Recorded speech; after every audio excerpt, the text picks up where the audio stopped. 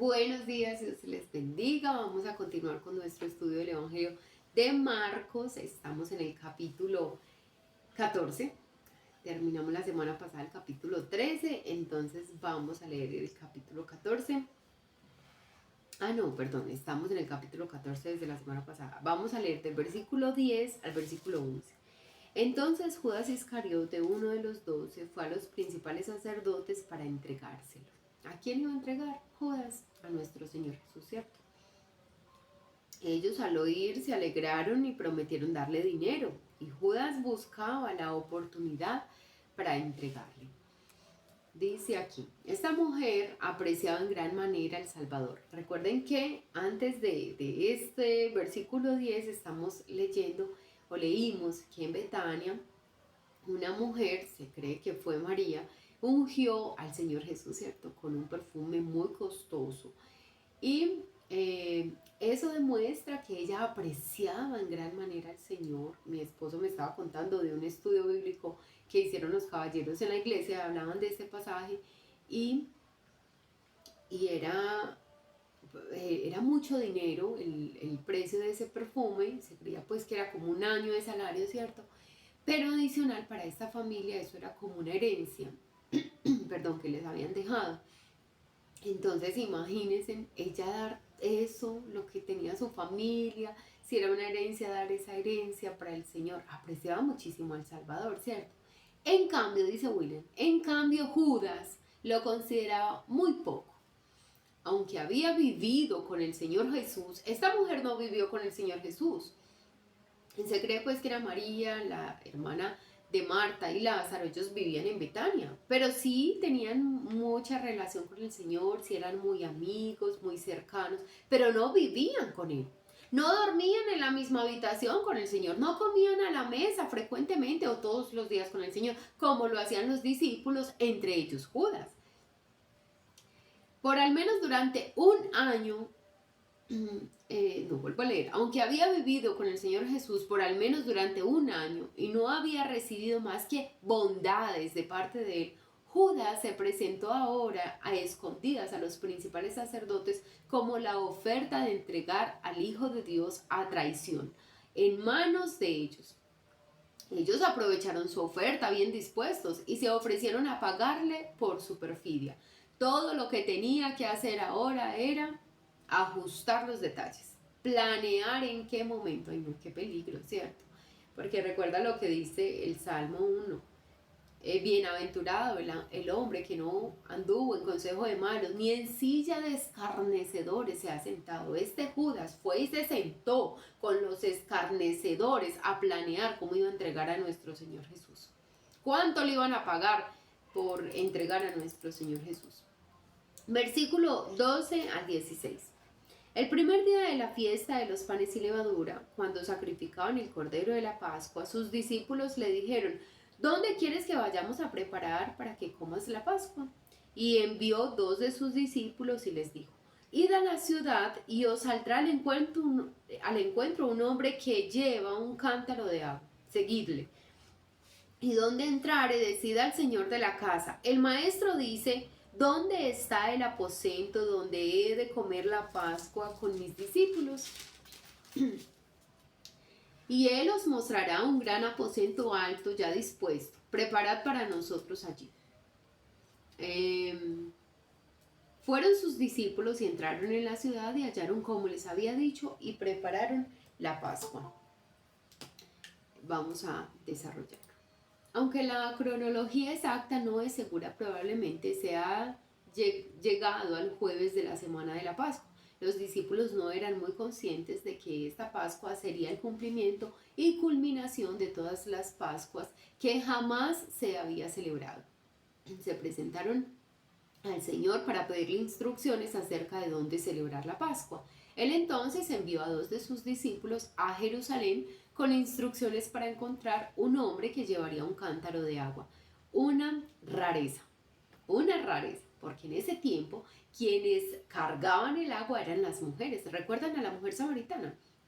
Ella va al pozo. Obviamente iba a una hora no muy común en que iban las mujeres iban en la mañana para llevar agua a su casa desde la mañana, y pues ¿cierto? Cubrir sus necesidades con agua, lavar la ropa o cocinar, bueno, se lavaban como en los ríos, pero pues se provisionaban de agua desde la mañana. Ella fue, la mujer de Samaria fue a una hora donde no era muy común que sacaran el agua, pues porque como no tenía un buen concepto del pueblo, ¿cierto? Tenía una vida un poquito difícil, entonces pues ella no quería que la vieran muchas mujeres o muchos hombres, que no la viera nadie.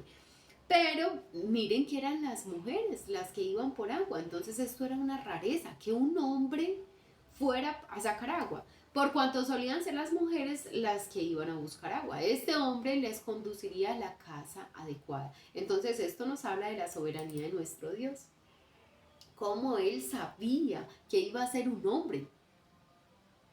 Yo también creo que el Señor como que a propósito hizo que ninguna mujer de esa casa pudiera ir a sacar agua, fuera un hombre, para que fuera aún más sorprendente ese milagro, ese anuncio de nuestro Señor, ¿cierto? Pues definitivamente es Dios. ¿Cómo sabía que un hombre iba a estar sacando agua o iba a llevar un cántaro de agua?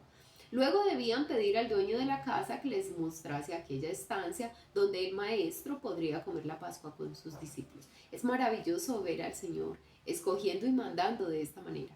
Actúa como soberano. Recuerda que ese soberano, ese Señor soberano es el que hace lo que quiere, cuando quiere, como quiere, con quien quiere, donde quiere. Y es el soberano de los hombres y de las propiedades. Es también maravilloso ver a corazones prestos que se ponen a sí mismos y sus posesiones a disposición de Él, de nuestro Señor. Es muy lindo, es muy admirable las personas que tienen un corazón dispuesto para servir ellos mismos al Señor, ponerse ellos mismos a disposición del Señor y también poner sus cosas a disposición del Señor, porque entienden que no son suyas, ¿cierto? Sino que son administradores que le pertenecen al Señor. Es muy lindo. Piensa si tú y yo tenemos nuestra vida y nuestras posesiones a la disposición del Señor, al servicio del Señor. Sí, cuando el Señor quiera pedirlo, puede pedirlo. Si cuando el Señor quiera que yo haga algo, estoy dispuesta a hacerlo. O si el Señor quiere que yo le dé algo, estoy dispuesto a dárselo.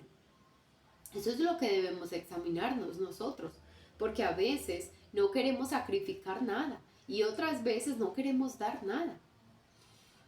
Es bueno para nosotros cuando Él tiene un acceso instantáneo y bien dispuesto a cada instancia de nuestras vidas. ¿Para quién es bueno, dice William?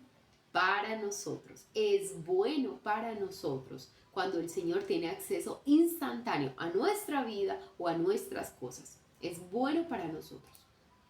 Ahorita estaba escuchando una serie de un programa que hace la IBI sobre entendiendo los tiempos. Y decía uno de los hombres que estaba siendo ahí entrevistado, que es un pastor, decía que él consideraba que una buena práctica para mantener el corazón en el lugar correcto es dar. Porque cuando tú y yo damos, entonces le estamos diciendo a nuestro, pues implícitamente, ¿cierto? Pero le estamos diciendo a nuestro dinero, a nuestros recursos, tú no me dominas, yo te administro. O sea, tú no tienes poder sobre mí, yo te administro y por eso yo quiero dar. Y eso ayuda a mantener el corazón en el lugar correcto. Y pues de hecho es un principio que el Señor nos dio, ¿cierto? Sed generosos, sed santos, todo lo que el Señor nos instruyó. Dad como yo doy. ¿Quién es el verdadero amigo? Aquel que está dispuesto a dar su vida por sus amigos, ¿cierto? Entonces es una muy buena práctica para ti y para mí. Aquel mismo día, al atardecer, llegan los 12 al aposento alto que había sido preparado. Al inclinarse y estando comiendo Jesús, pero esto no lo leímos, ¿cierto que no? Yo leí hasta qué versículo, hasta el 21. Ah, no, yo leí hasta el 16. Ahora vamos a leer del 17 al 21. Cuando llegó la noche, Vino él con los 12, y cuando se sentaron a la mesa, mientras comían, dijo Jesús: de cierto os digo que uno de vosotros que come conmigo me va a entregar. Entonces ellos comenzaron a entristecerse y a decirle uno por uno: ¿seré yo? Y el otro: ¿seré yo? Él respondiendo les dijo: es uno de los 12 el que moja conmigo el plato. A la verdad, el Hijo del Hombre va según está escrito de él, mas ay de aquel hombre por quien el Hijo del Hombre es entregado. Bueno le fuera a ese hombre no haber nacido.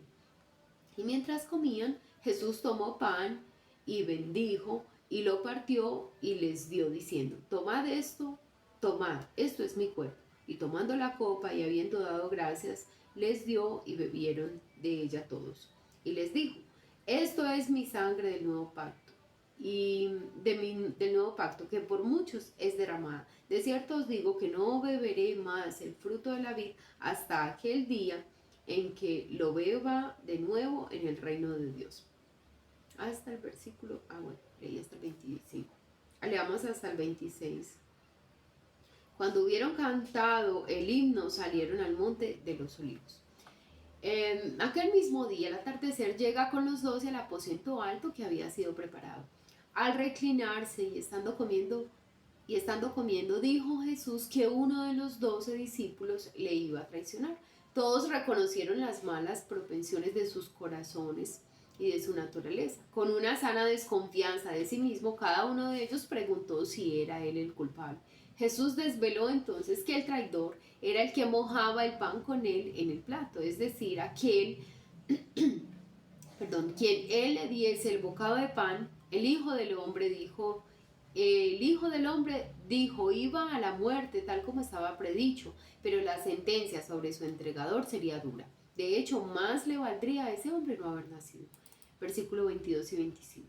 Después de tomar el bocado, Judas salió a la noche de fuera. Jesús luego instituyó lo que nosotros conocemos como la Cena del Señor.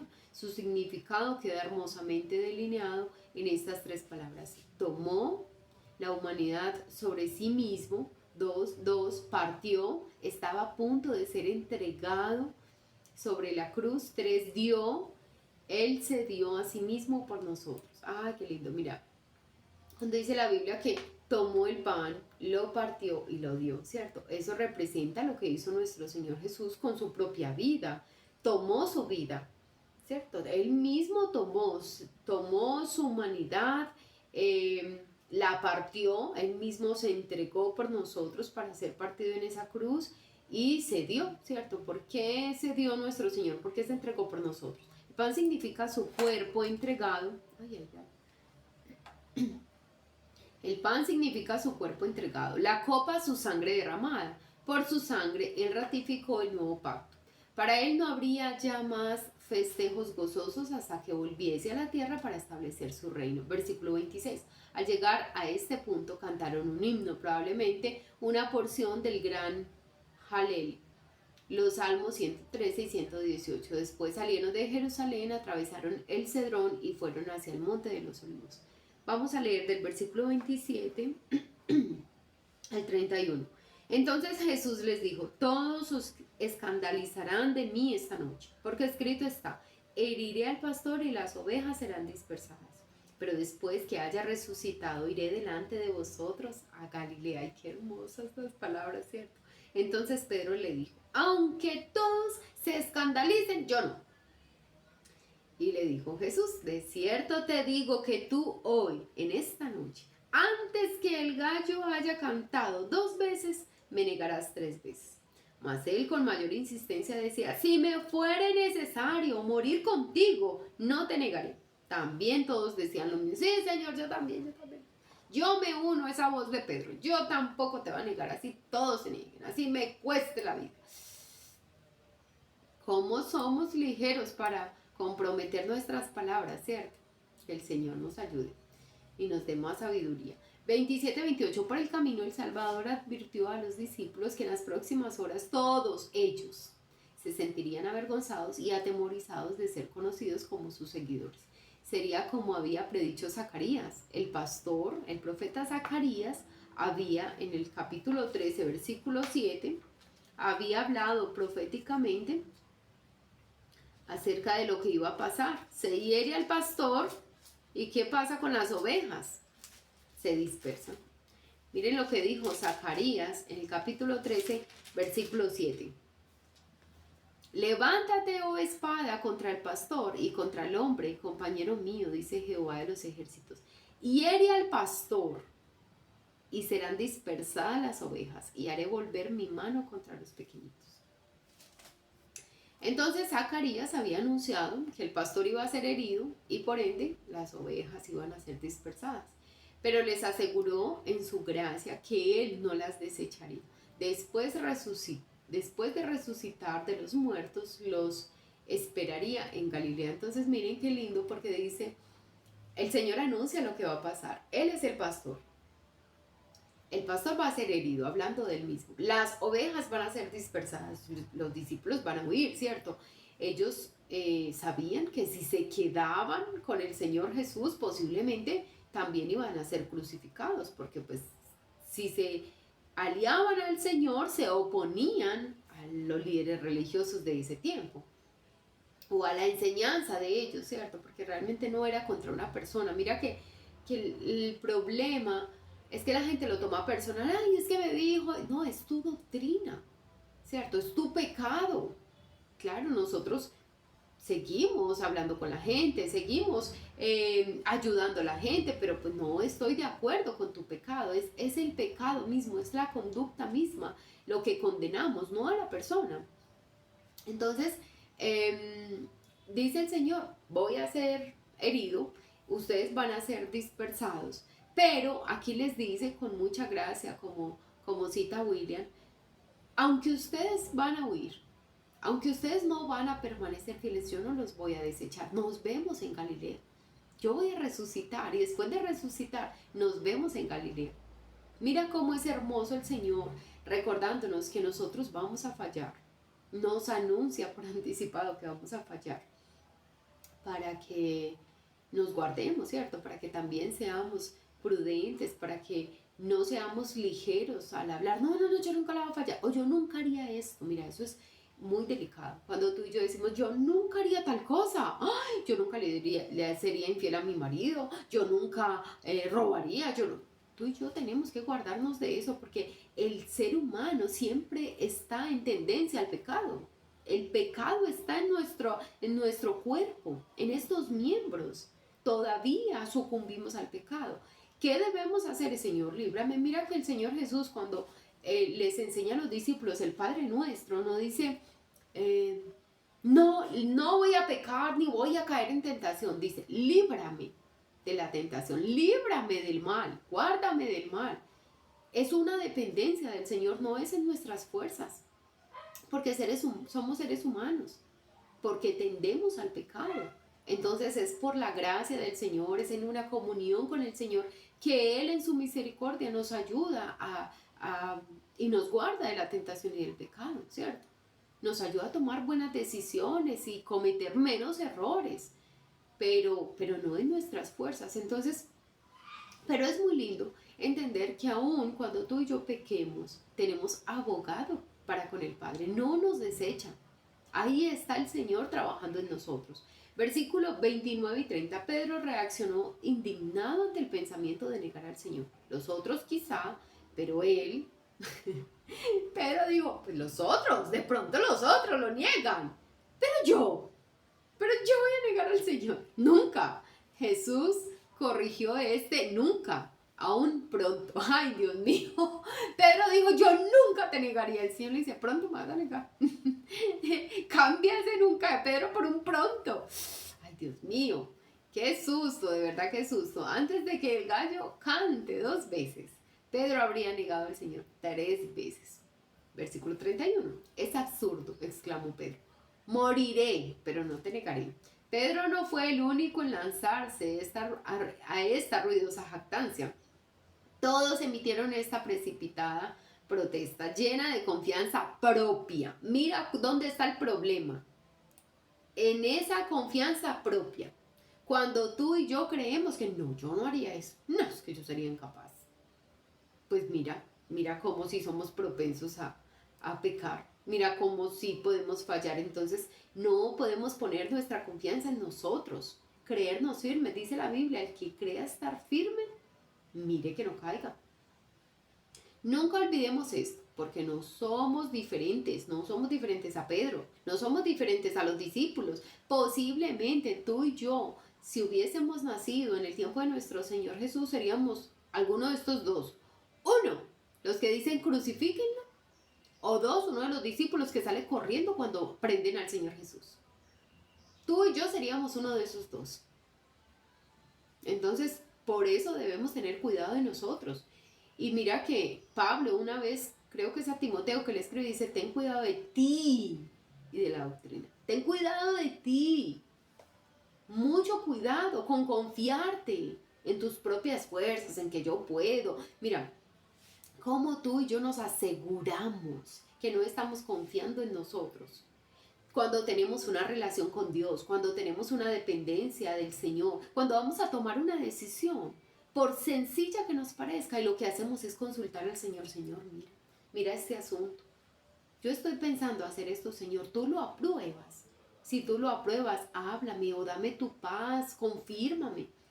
¿Sí? Porque tú, pero confírmame a través de la palabra, no estemos esperando que llegue un profeta, un fulano a decirnos, sí, haga lo que él quiere hacer, no, esa es la palabra, ¿sí? Cuando tú y yo pedimos confirmación del Señor, Señor, yo quiero hacer esto, confírmame.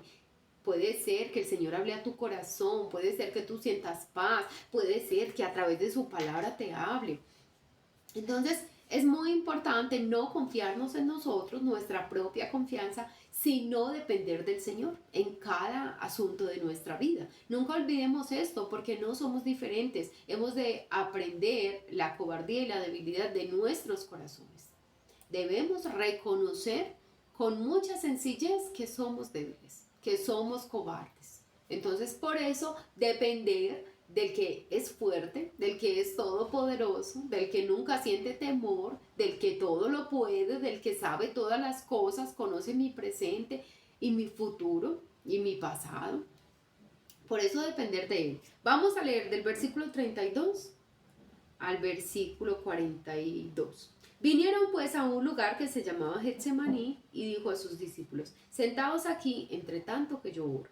Y tomó consigo a Pedro, a Jacobo y a Juan y comenzó a entristecerse y angustiarse y les dijo, mi alma está muy triste hasta la muerte, quedaos aquí y velad. Yéndose un poco adelante se postró en tierra y oró, que si fuese posible pasase de él aquella hora. Y decía, Abba, y decía, Abba Padre, todas las cosas son posibles para ti. Ay, qué oración. Yo quiero que subrayes en tu Biblia este pasaje. En el capítulo 14, versículo 36. Mira lo que le dice el Señor Jesús, el mismo Hijo de Dios, encarnado, le está diciendo al Padre, Abba Padre, todas las cosas son posibles para ti. Aparta de mí esta copa, mas no lo que yo quiero, sino lo que tú. Si tú quieres, pasa de mí esta copa. Si tú quieres, aparta de mí esta copa, porque tú podrías hacerlo. Y el Padre lo hubiera podido hacer. Pero entonces no se salva ninguno de nosotros. Estamos destinados al infierno. Porque no había otra forma. No había otra forma de que el ser humano fuera salvo. Tenía que pagarse el precio y no podía ser cualquier precio. No era como, ve, yo te doy todas las riquezas del mundo, el oro. No, era precio de sangre. Precio de sangre. Y tenía que ser la sangre de uno perfecto. Y el único perfecto era Cristo. El Hijo de Dios era el único perfecto. Entonces dice Jesús, mira, cómo tú y yo tenemos que aprender a orar. ¿Sí ves por qué tú y yo no podemos? Señor, haga esto, es que yo quiero esto, dámelo a las 3, 1, 2 y 3, que el Señor lo haga. O no, si el Hijo de Dios mismo dijo, si es posible, pásate en esta copa, pero no se haga mi voluntad, no se haga mi voluntad, sino la tuya. ¿Cómo tú y yo pretendemos hacer otro tipo de oración? Es hágase tu voluntad, no la mía.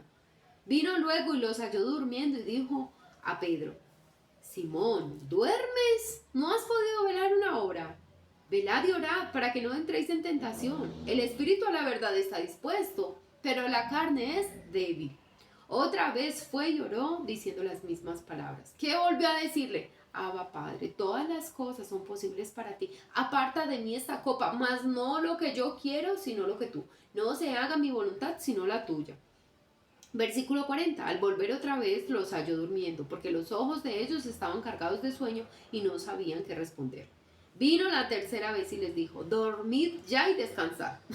Bueno, ya, quédense dormidos entonces. Basta, la hora ha venido, he aquí el Hijo del Hombre es entregado en manos de los pecadores. Levantaos, vamos, he aquí se acerca el que me entrega. Versículo 32. Las tinieblas se habían apoderado de la tierra. Era la noche del jueves que terminaba con la mañana del viernes. Entonces llegaban a una finca vallada, dice aquí a una finca. Entonces llegan a una finca vallada llamada Getsemaní. Bueno, no sé si esta finca, así como finca, como tú y yo conocemos la finca, no. Pienso yo de pronto como un lugar donde hay una montaña, ¿cierto? Verdes, pero finca, así como tú y yo la conocemos, no creo que sea. Entonces llegan a una finca vallada llamada Getsemaní y el Señor Jesús dejó a 8 de los discípulos cerca de la entrada. Versículos 33-34. Toma entonces consigo a Pedro, a Jacobo y a Juan, más adentro del huerto. Allí experimentó una carga abrumadora sobre su alma santa, al anticipar que iba a ser una ofrenda por el pecado por nosotros. No podemos concebir lo que esto significa para Él, ser hecho pecado por nosotros. Dejó a 3 de sus discípulos con instrucciones para que permaneciesen allí y se mantuviesen despiertos. Y Él fue un poco más adelante en el huerto solo. Así iría a la cruz, solo, llevando sobre sí el terrible juicio de Dios contra nuestros pecados. Versículo 35. Llenos de maravilla y asombro, contemplamos al Señor Jesús postrado en tierra orando a Dios. ¿Estaba acaso pidiendo que se le eximiese de ir a la cruz? No, en absoluto. Para este propósito había venido al mundo. En primer lugar, comenzó a orar que si era posible pasara de él aquella hora. Si había alguna otra forma mediante la que los pecadores pudiesen ser salvados, aparte de su muerte, sepultura y resurrección, que Dios la revelase. Los cielos se mantuvieron en silencio. Si hubiera otra forma, yo te lo aseguro, el Padre la habría manifestado. Si hubiera otra forma de que los hombres pudieran ser salvos, que no fuera la muerte, sepultura y resurrección de nuestro Señor, el Padre la habría manifestado. ¿Pero qué hizo el Padre? En silencio se quedó. No había otra forma en la que pudiésemos ser redimidos. No había otra forma. Entonces, yo pienso que esta pregunta del Señor al Padre, o esta petición, era como retórica, ¿cierto? Como cuando tú dices algo que es muy obvio, no se puede así. Pero el Señor lo hace como para que tú y yo lo podamos ver ahora. No había otra forma. Padre, sí hay otra forma. Pero no lo dijo para ser librado. Él sabía que a eso había venido. Para que tú y yo entendiésemos, los cielos se quedaron en silencio, es que no había otra forma. Ahora tú y yo lo podemos leer e interpretar, no, es que no había otra forma. ¿Por qué el Padre quedó en silencio? ¿Por qué no le dijo, sí, sabes que sí, estuve pensando, bien, otra cosa, podemos hacer otra cosa? No hay otra forma. Es a través de la muerte del Hijo. Versículo 36, una vez más oró, Abba Padre, todo es posible para ti. Aparta de mí esta copa, pero no se haga lo que yo quiero, sino lo que tú quieres. Observemos que se dirigía a Dios como su amado Padre, para quien todo es posible. Mira, cuando tú y yo nos acercamos a Dios con esa confianza, el primero es mi Padre amado, ¿cierto? Y lo amo, así me diga sí, o así me diga no, o así me diga espere. Igual le sigo amando, es mi Padre amado. Imagínate que tu hijo te ame más o te ame menos por lo que le das o por lo que no le das. Tú no esperas ese amor de tu hijo, tú esperas un amor incondicional, independiente lo que le digas a sus peticiones. Sí, no, espere, más adelantico se lo damos. Así el Señor espera que tú y yo le amemos de forma incondicional, independiente de su respuesta. Primero, es nuestro Padre amado. Pero segundo, ¿cómo le reconoce el Señor Jesús que es un Dios soberano? Que el Padre puede hacer lo que quiera. Para ti, todas las cosas son posibles. Es posible para ti cualquier cosa. Aquí no se trataba tanto de una posibilidad física como moral. ¿Podía el Padre Omnipotente encontrar ninguna base justa sobre la que llevar, sobre la que salvar a impíos pecadores? Vamos a volver a leer eso. ¿Podía el Padre Omnipotente encontrar ninguna otra base justa sobre la que salvar a impíos pecadores? Los callados cielos indicaban que no había otra manera. El juez justo no podía saciar su justicia de ninguna otra forma, sino la muerte del Hijo. No podía salvar a los pecadores de ninguna otra forma. El Santo Hijo de Dios había de derramar su sangre para que los pecadores pudiesen ser librados del pecado. Versículo 37-40. Volviendo a los 3 discípulos, los encuentra dormidos. Un triste comentario acerca de la naturaleza humana caída. Jesús advirtió a Pedro en contra de estar durmiendo en aquella hora crucial. Si ves, hay tiempos para dormir, pero hay tiempos para estar velando.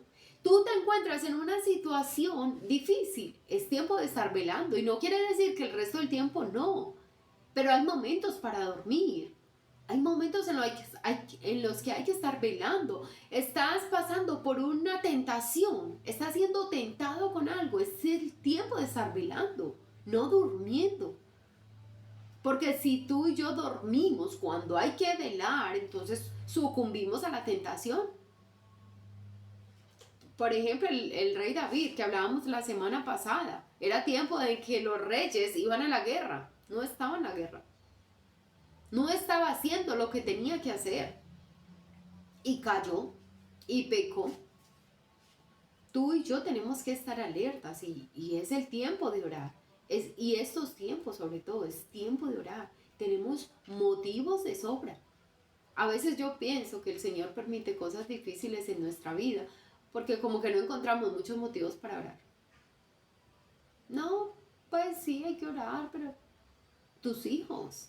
Entonces, no sé, una tragedia, un hijo con una adicción o no sé, tantas cosas. ¿Quieres motivos para orar? ¿Quieres motivos para orar? Tenemos motivos de sobra, no tenemos que esperar una tragedia, una situación difícil para que tú y yo nos pongamos a orar. Ora por los hijos, ora por la familia, ora por nuestra nación. Miren, de verdad a mí me pareció muy triste cuando, creo que fue Juli, la hija de Solanger, que nos dice que allí en el retiro, ¿cierto? Grupos armados estaban poniendo carteles. Yo dije, qué triste. ¿Cómo es que no nos ponemos a orar por la seguridad de nuestro país, por la paz de nuestro país, sino hasta que nos damos cuenta que ya la vecina tiene problemas con grupos armados o su vecindario tiene problemas con grupos armados?